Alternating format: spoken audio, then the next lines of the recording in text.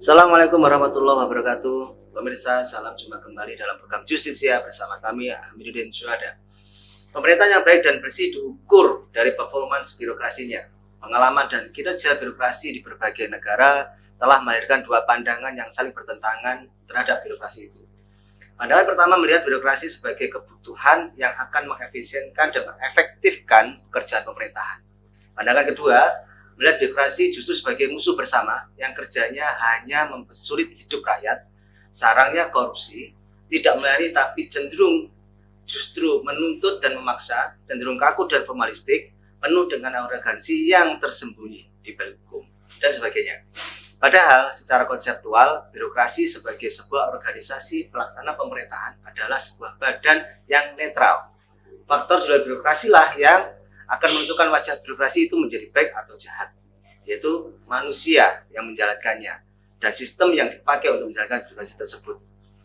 Artinya, bila sistem seperti politik, pemerintah, dan sosial budaya yang dipakai oleh suatu negara adalah baik dan para pejabat birokrasi juga orang-orang yang baik, maka birokrasi akan menjadi sebuah badan yang baik dan efektif.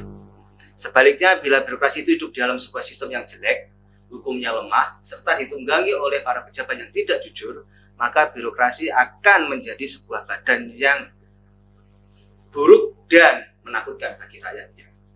Indikator buruknya kerja birokrasi pada umumnya berfokus pada terjadinya korupsi di dalam birokrasi tersebut. Indonesia dari waktu ke waktu terkenal dengan tingkat korupsi yang tinggi.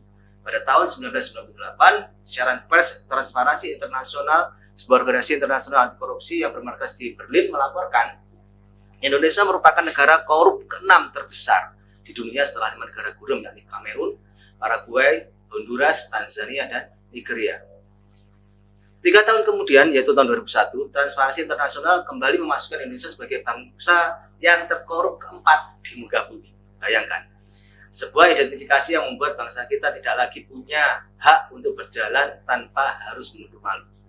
Juga di tahun 2002, hasil survei Political and Economic Risk Konsultasi atau PRC yang bermarkas di Hong Kong menempatkan Indonesia sebagai negara terkorup di Asia, nomor 1, ya, diikuti oleh India dan Vietnam.